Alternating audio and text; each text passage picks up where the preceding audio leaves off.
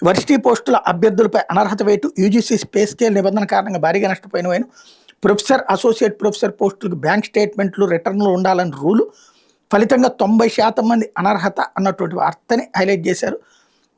ఇది ఒక సంచలనాత్మకమైనటువంటి అంశంగా మారింది. ఇకపోతే ఫార్చునర్ కారులో వచ్చి రోడ్లు ఊడ్చి అంటూ అది కర్ణాటకలోని దక్షిణ కన్నడ జిల్లా బంట్వాళలోని బీసీ రోడ్డు ప్రాంతం. ఉదయం 5 గంటలు అప్పుడే ఓ ఫార్చునర్ కారు వచ్చి ఆగింది. అందులోంచి దిగిన వ్యక్తి చకచకా ముందుకు కదిలాడు. చీపురు తీసుకుని రోడ్లని శుభ్రంగా వచ్చాడు. సమయం మధ్యాహ్నం 12 గంటలు కాగానే చీపురు పక్కన పెట్టేసి మళ్ళీ ఫార్చునర్ కారు ఎక్కి వెళ్ళిపోయాడు. ఆ వ్యక్తి పేరు శేషప్పణ.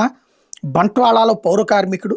అమెరికా, బ్రిటన్ వంటి దేశాల్లో ఇట్లాంటివి జరుగుతుంటాయని వింటుంటాం, కానీ కర్ణాటకలోని ఓ పారిశుద్ధ్య కార్మికుడు ఇలా విలాసవంతమైన కారులో వచ్చి పనిచేసి వెళ్ళడం ఇప్పుడు హాట్ టాపిక్గా మారింది.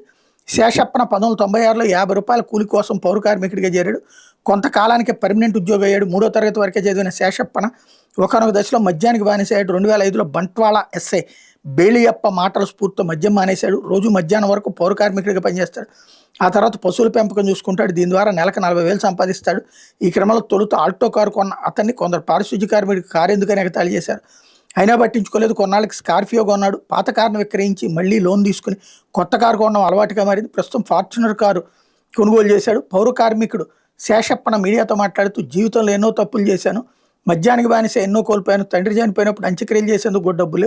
ఏ పని చేస్తున్నాం అనేది ముఖ్యంగా అది గౌరవమే ప్రధానం. ప్రస్తుతం పౌర కార్మికుడు వచ్చి జీతం కాకుండా పాడి పశువుల ద్వారా నెలకు మరో 40,000 సంపాదిస్తున్నారు.